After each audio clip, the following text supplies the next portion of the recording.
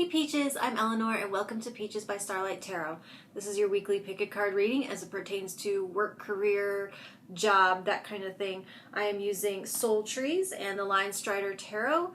Stack 1 is the Fox, Stack 2 is the Deer, Stack 3 is the Badger. They're timestamped below. At the end of each reading, I'll be pulling 3 more cards, pick a card style, so you'll set your intention for card 1, 2, or 3 using the Power Deck.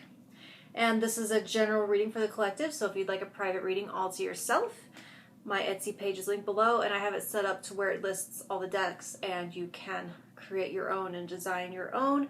If you hear something that helps you and that helps you think of something in a different way, please give me a like. If you hear something that you feel will help someone else with what they're going through, please share. And if you want to keep up with me every Saturday, go ahead and subscribe, and let's get started. Okay, those of you who chose Stack 1 or chose the Adorable Fox, your tree this week is New Path Emerging. And you have the Moon, the 5 of Swords in reverse, and the 8 of Cups in reverse. All right, let's see. The first words coming out with this are dead end. With the reverse 8 of Cups, it feels like previous resistance to and the slow acceptance that the path you've been on has been narrowing over time, and the hope of relief, the hope of it opening up is starting to run out, and like that light at the end of the tunnel, instead of getting bigger and getting close to her, it seems like it's gotten further away and it's shrinking to a pinprick. And like this is how you're coming into the week. This reverse 5 of Swords, it backs this up. It's like coming to the conclusion that your gains are costing more and more, and the balance is kind of tipping out of your favor. Like the way, with fossil fuels, as they run out, it's going to cost more and more to get them out, and it's not going to be worth it anymore. That's just a big macro example, but anyway, whatever that would look like on a micro scale in your life. And it's dawning on you that it is time to try something different. Now, you do have the Moon here, so initially it's like you don't know.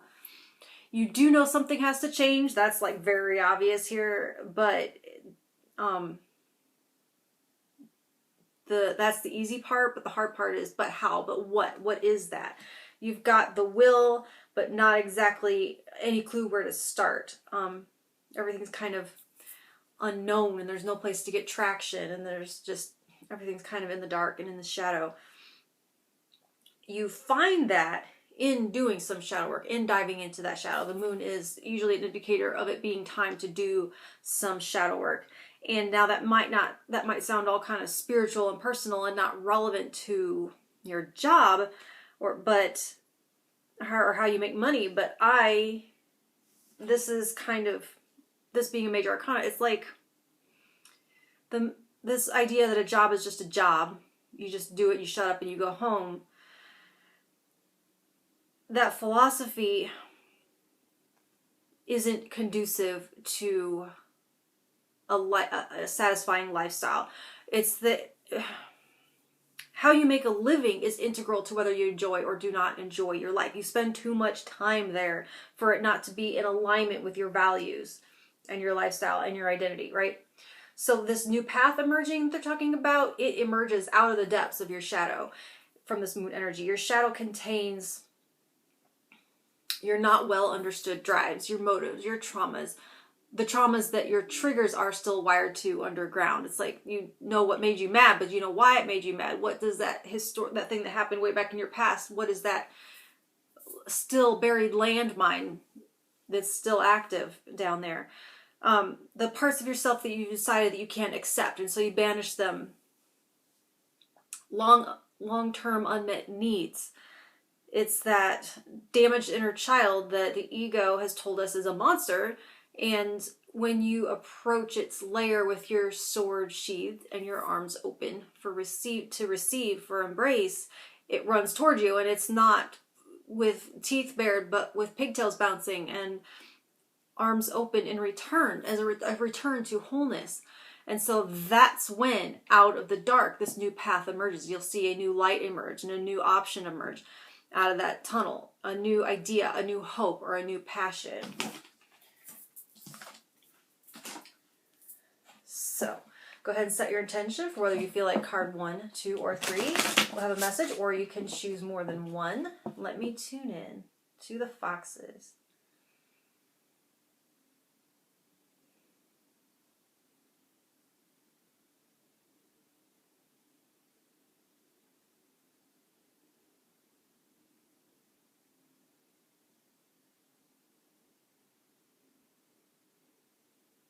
All right, card 1. All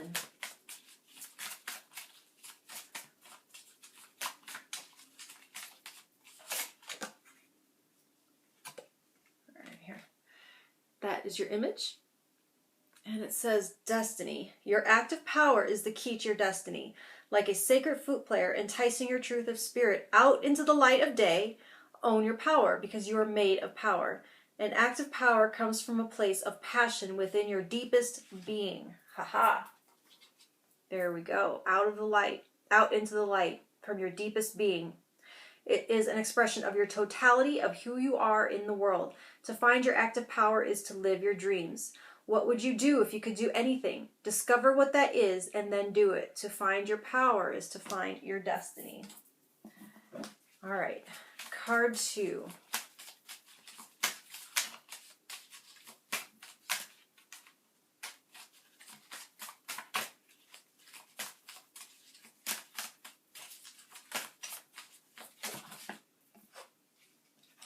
That's 2 cards. Okay. That is your image. It says offering. Every day of our lives we take from Mother Earth our energy for life. We forget the ancient tradition of the sacred giveaway. Take a moment to sit in silence and count the magnificent things you have in this life, even if only the wondrousness of being given life. Reflect on the great mother, Mother Earth. Ask yourself, what have I given back to her lately to heal her? Then think of the higher vision of life and balance on this earth and realize that the greatest gift you can give this earth and your fellow humans is your own enlightenment. In this way, you tear away the veils of ignorance and present the magnificence of your being to everyone who experiences you. Everyone around you is lifted and inspired. This is your offering. That reminds me of that reverse 5 of Swords. Realizing that give and take, how it's gotten out of balance. Card 3. That is your image. And it says, intuition. From the left side of your body comes your female energy, whether you are a man or a woman. Within this femaleness, this feminine consciousness, lives your intuition. Intuition is the intelligence of your body-mind. You feel what is true with your body-mind rather than know what is true with your mind. Intuition does not have the clouds of accumulated knowledge to distort your vision. Intuition simply sees what is the truth. With intuition, you can feel the source of your being without reasoning it away and being filled with doubt. Doubt destroys your intuition. Find your power, always in balance between mind and intuition. Okay, guys, like, share, and subscribe, and all that good stuff, and I'll talk to you next Saturday. Thank you. Okay, those of you who chose stack 2 or chose the deer, your tree this week is intuition.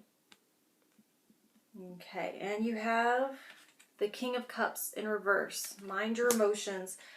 9 of Swords in reverse. Mind your thoughts. And the Devil, your obsession.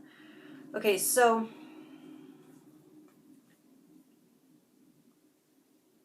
alright, this feels like a conflict between emotions and thoughts being different from intuition. I was watching some YouTube video, and there was like a diet doctor, and she was talking about intuitive eating. And I know this doesn't relate to job, but it's just talking about intuition, fear, and thought.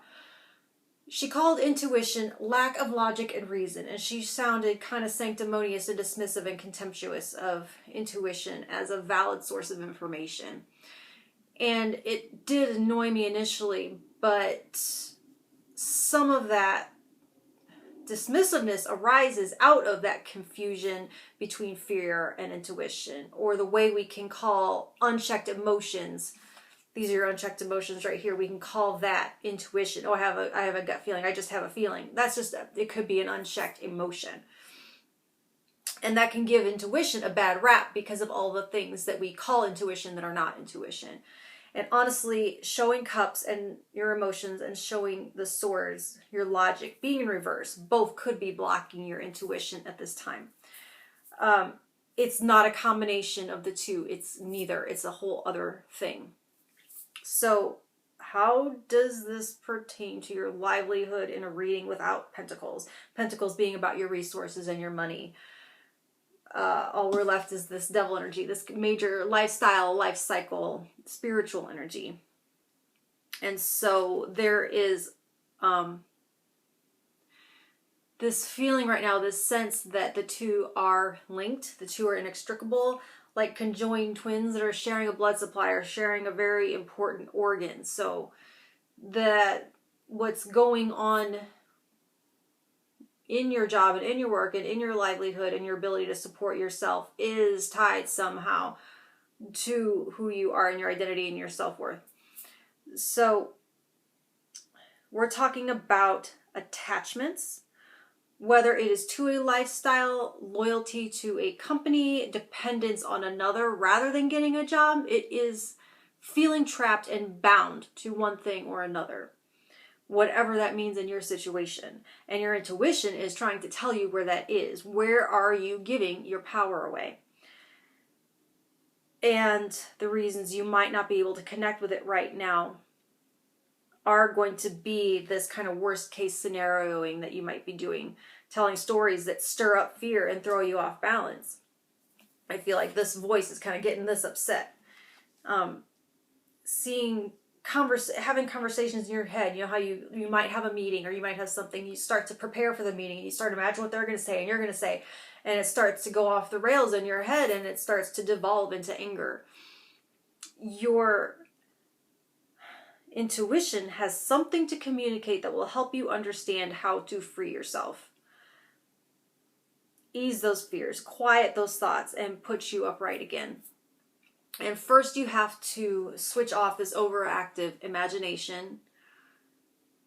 It's like too much screen time in your inner sanctuary. And you do so with grounding techniques. You can Google what those are, ways to connect with your senses and in the moment to get you, up out of that, or down out of that actually, and back into your body, back into the moment, back into what's true and not what you imagine. And when reducing that mental stimulation, so it feels like a mixer. Like this is the motor of the mixer, and it's stirring this heart. You're stirring up your emotions and whipping you up into a lather, whipping up rage, stirring up fear, fogging up the lens, and creating static in that line that this intuition is trying to communicate through.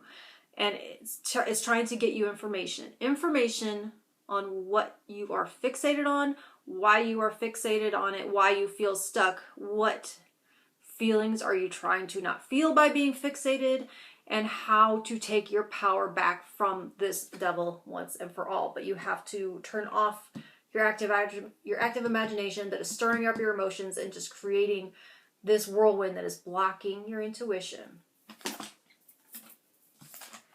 which is a gut feeling. People could call that a gut feeling, but don't get this gut feeling confused with that fear. It's like that elevator that, your heart jumps in your throat or whatever. It's not the same thing. So go ahead and set your intention for whether you feel like card 1, 2, or 3. We'll have a message to help you with that.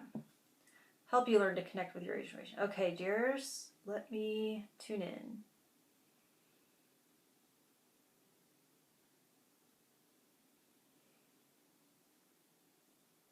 All right, card 1.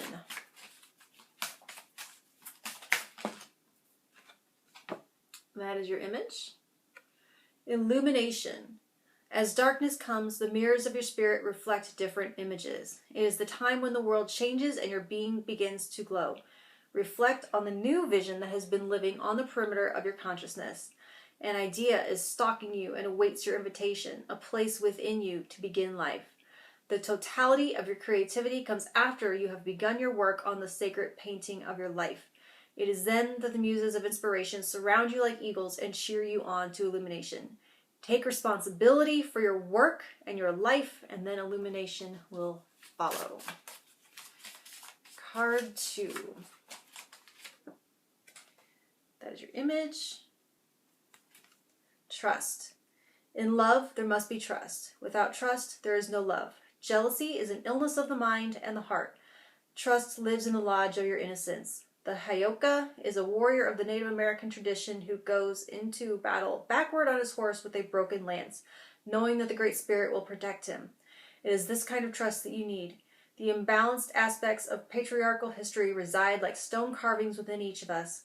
Welcome the new aspects of feminine power into your being, even though they may seem foreign. Trust in the ways of power and the Great Spirit. Know that you are made of power and live with trust in your heart. That is hard to do when you are up in your head like that 9 of Swords. And the Devil has to do with control. And control arises out of not having trust. All right, card 3. That is your image. Masculine. Carrying your gift of consciousness from the heart of woman, of Mother Earth, trek toward the summit of higher knowledge. Because of male and female imbalances, the Earth is in danger of dying. Remember that the power of the masculine explodes as the power of the feminine implodes, and a sacred spiral of life is set into motion. One cannot live without the other. The masculine god is in search of the feminine goddess. He brings gifts of driving force to her powers of intuitive, creative receptivity. Both are equal warriors in the fight against ignorance. Balance your masculine and feminine energies through meditation and awareness of when you are carrying a male or female shield. This is your struggle in life and a great source of power for you. So that's what I'm talking about, that war between head and heart, that imbalance of masculine and feminine, the way intuition is a feminine energy that is often degraded by bosses and what, we're told about life and who we have to be at work, being logical, and how the way intuitive guidance is dismissed in the workplace. Okay, that's kind of what I'm getting around all that. Anyway, like, share, and subscribe, and all that good stuff, and I'll talk to you next Saturday. Thank you. Okay, those of you who chose stack 3 or chose the Badger, your tree this week is Teach. You have the 2 of Cups in reverse, the Queen of Wands, and the Ace of Cups. Okay. All right. 2 of Cups right off. You will be called upon to be independent this week. It's like you will no longer have a teammate or be on a team, anyone else to depend on. Whether your normal teammates or teammate is out sick, or you're on a solo project, or maybe you're choosing not to enter into a partnership with someone because your ideals about the venture are not in alignment.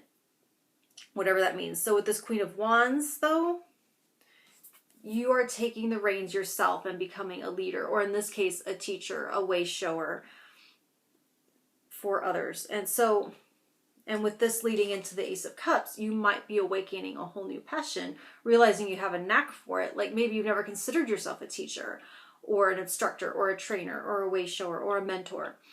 But you find that when you are kind of thrust into this position, thrust into the spotlight a little bit, kind of kicked out on your own into the front, kicked in the forefront, that thrust into that position, you get that first taste of helping someone else, that first look in someone's eyes when you're showing what you're showing them clicks, that aha moment for them. When someone lights up and tells you, hey, I never thought of it that way. Oh, I get it now. No one's ever been able to explain it to me in a way that I understood. Thank you. That feels like it's just going to it feels like it's going to fill your cup in a way that you haven't yet been able to, at least in this context. And it's going to be like this self-perpetuating, it's like you're going to want to do it more and give more information and show more people and be more public about it and reach out more, because the more you teach, the more you help, and the more generous. It feels like it's going to be this self-fulfilling cycle, and it creates a new, like a positive cycle. But the thing is, first you have to disconnect and be willing to be independent and get out from underneath this person's shadow and not be afraid. Not be afraid to be seen, not be afraid to get out there, and not to dismiss yourself and be like, well, I don't know anything, this is just my opinion. Go ahead and show your authority and help people understand what you understand, and trust yourself and trust your expertise and your experience. All right, Badgers, let me tune in.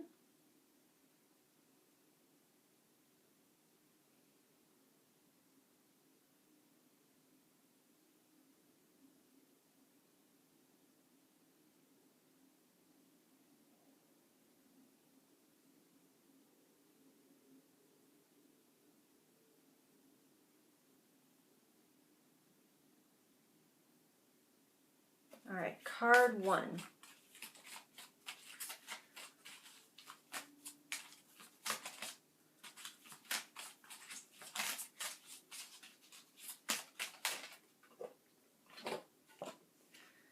That's the image, and it says time. What is time that it has so much power to change all that exists back into dust? What is this unseen force like the wind that can shape land and our lives? Learn to play with time. Time is surreal, like fish swimming in treetops. A person of power knows how to arrange time. Put on your watch and be aware of the time at which you do everything. Watch the sun, the moon, the transit of the stars. Find out the time that Venus is lowest in the sky before dawn. Be aware of your cycles, when you get hungry, when you sleep. Our society is obsessed with time, so now become time. If you're obsessed with something, it's better to explore it than to deny it. Then it is possible to give up your obsession and let a concept like time take its proper place in your life. Your power depends on your use of time, which will be easier to do when you're not paired up with someone having to be on their schedule. I feel like there's a little bit of something that's going to free you up there. Or maybe you're teaching about time management.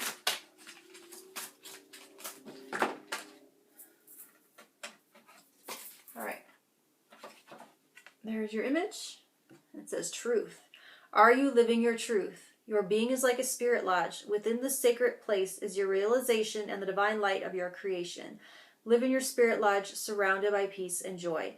Outside your lodge is the great wilderness where the rest of the world lives. That wilderness can become a battleground stained with the blood of ignorance and earthly pain. To have lasting power in the world, you must earn the trust of those around you. Most people live without a sacred place within, without a spirit lodge, and they do not know how to enter the spirit lodge of others. Live within your sacred truth. So that does have to do with not being under the influence of this partner, of this other person, and being able to show your truth. It might be, I remember experiencing this as a Taekwondo teacher. I shone. I enjoyed teaching so much more when there wasn't one of my peers there, because I always felt like being judged. Like, would they explain it this way? Or I was like, kind of like in my shell if I had someone that it was either my peer or my superior watching me teach. But when I had the room to myself and I had all my students to myself, I really felt like I could open up and tell them what I thought and really help them in new and different ways, because I didn't feel like I was being judged or felt like I had to explain it in a way that would make my peer happy. You know what I mean? Where is this? Which way does this go? That way, right there. Mystery. A shaman can teach you about power. A magician can train you to become strong in spirit and competent in your endeavors in life. But to describe how a miracle happens or how you become a powerful magician is to try to explain the mystery. You can talk around the secrets of power, but if you describe them directly, you lose that power and you destroy the mystery. Welcome to the mystery and allow a miracle of existence to emerge from the darkness and transform you. So that tells me if you're confused about this, that you aren't going to be speaking or training or instructing. You will be teaching by example. That's what I see for you this week. Okay, like, share, and subscribe and all that good stuff, and I will talk to you next Saturday. Thank you.